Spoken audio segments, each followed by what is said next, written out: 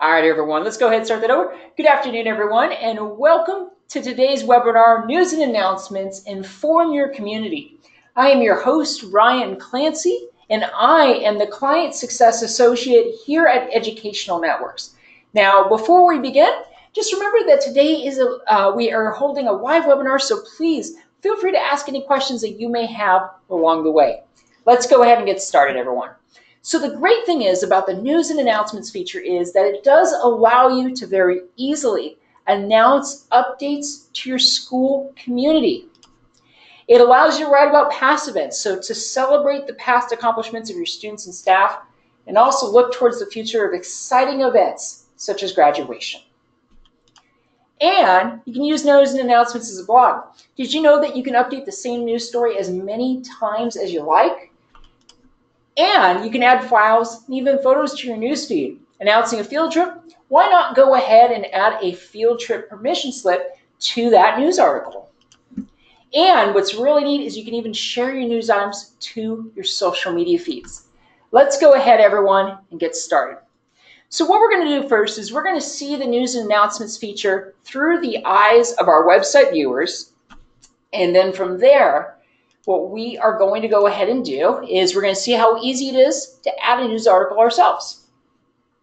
So the great thing about the News and Announcements feature is that it is located on the home page of the site.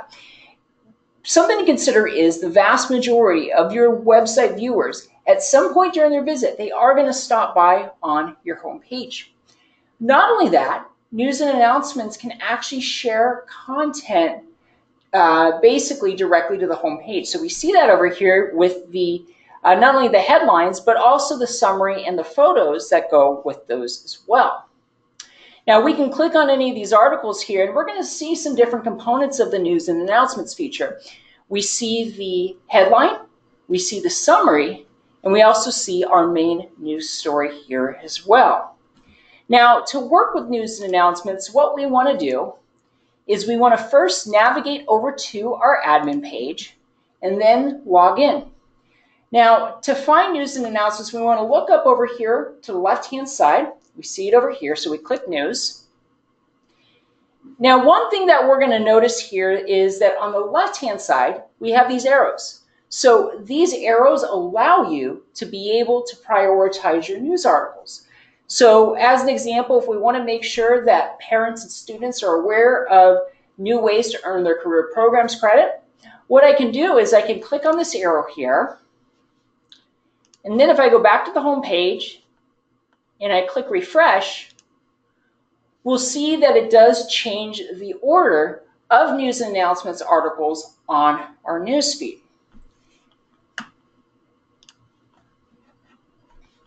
Now also, if we take our mouse and we hold it over to the right, we're going to see two buttons appear here. One's the share button, so you can actually, this is another way that you can share content from News and Announcements over your social media channels.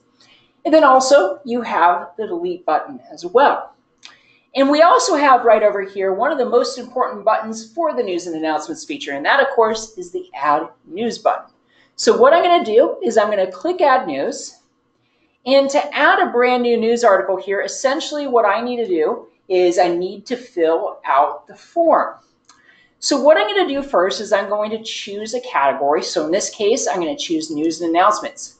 Let's say that something really exciting has happened for a school band. They placed first in a national competition. Well, that there is something perfect to share on News and Announcements. So we type in this: Green Tech High School Symphonic Band places first at national competition. Our next step is to add in our summary. So it can be something like this: Green Tech High amazes, sorry, I'm having a hard time spelling today, judges with challenging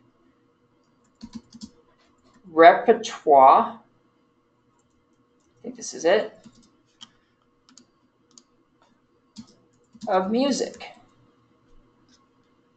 Perfect. Now, news and announcements is very much the foundation of your entire site. And one reason is this text editor that we see here. Now, we can, of course, type our news story in. However, if we've already written it out, we can copy and paste it in. There's just one thing that we want to do before we do that. We want to make sure to first switch it to the plain text editor. So I switch it to the plain text editor. I go up over to where our news story is stored. It'll be just a moment. Here it is. I highlight over it, I copy it, and then I paste it into the text field here. After I've done that, I can switch it back to rich formatting, and I can make any changes that I like. So as an example, if I want to highlight this here, I want to center the text, I want to align it to the right or align it to the left, I can absolutely go ahead and do that. What's really great too is we have the opportunity to be able to add files to this. So as an example, if this was a field trip, we could go ahead and add a field trip permission slip to this. Best to use PDF just simply because PDFs are generally able to be accessed by anything from smartphones, tablets, PCs, and Apple computers. Though in this case, we're going to add a photo. So what I do is I select Browse. And then what I do is I'm going to go ahead, choose a photo. So we'll choose a photo of a marching band. It's going to take just a moment for this here to load. And as soon as it loads, we then have the option of deciding as to whether or not we want to share this over to our social media channels. In this case, definitely something that we want to do, and we do so just by going ahead and, I think I said social media channels, share it to the home page is what I meant. But if we click on our photo, that allows the picture to appear with the headline and the summary on the home page. This over here is where we're going to go to share content from this news article over to our social media channels. Now, to do that, what we're going to do is we are just simply going to check these boxes here. Now, at the same time, we click Save.